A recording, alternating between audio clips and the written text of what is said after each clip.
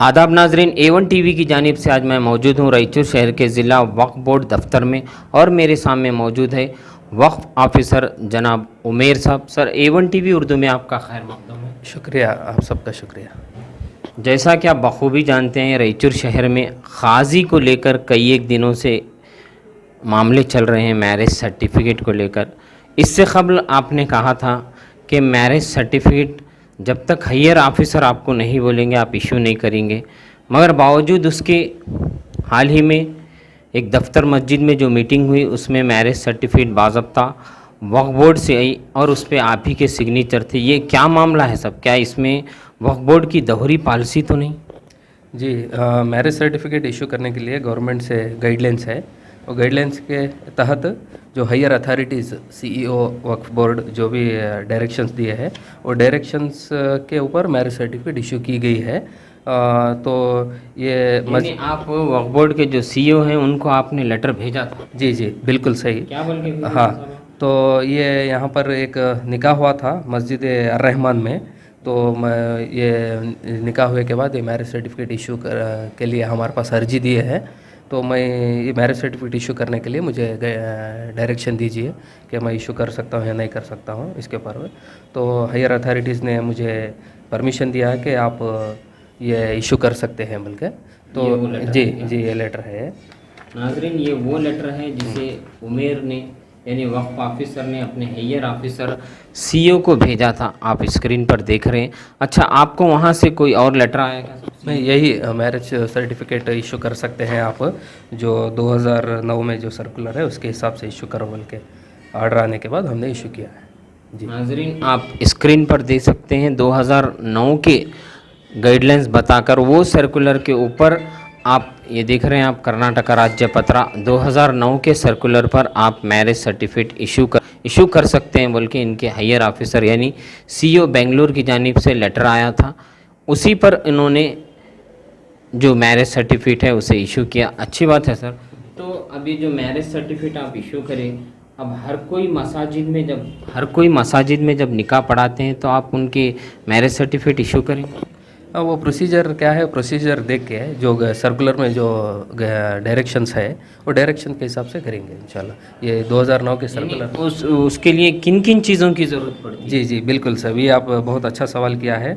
Affidavit के अलावा जी, इसके साथ जो निकाहनामा रहता वो निकाहनामा देना है। और तीसरी बात क्या है बल्कि बोले तो डबल पासपोर्ट साइज़ फ़ोटो दूल्हा दुल्हन की, और एक सर्टिफिकेट का फॉर्मेट रहता वो फॉर्मेट के ऊपर हमने सर्टिफिकेट इशू किया। निकाहनामा जो मसाजिद में पढ़ाते वो निकाहनामा भी चलता है या खाजी का छोड़ो?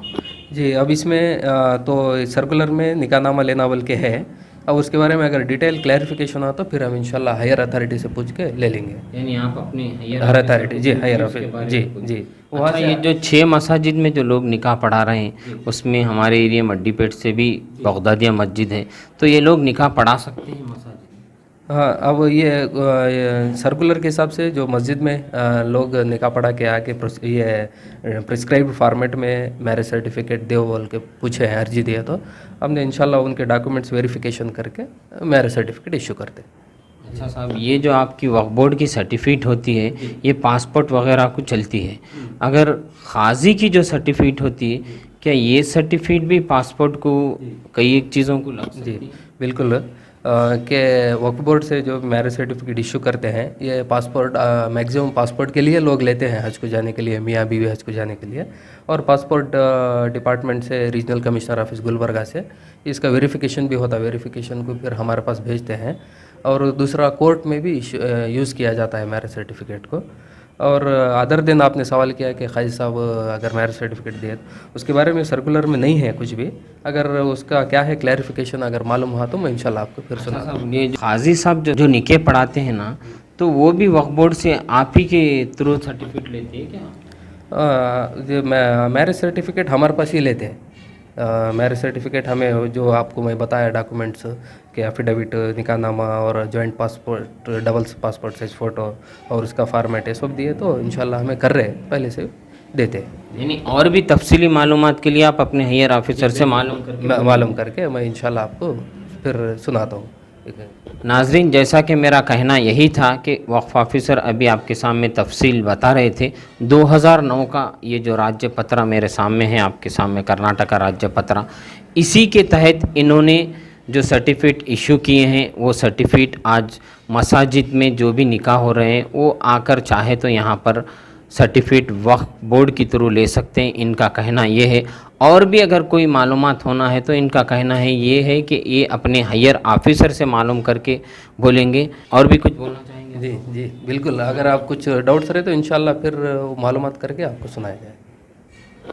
ठीक है, मैं आपका मेज़बान एंकर इंडियन भाषा A1 TV उर्दू से।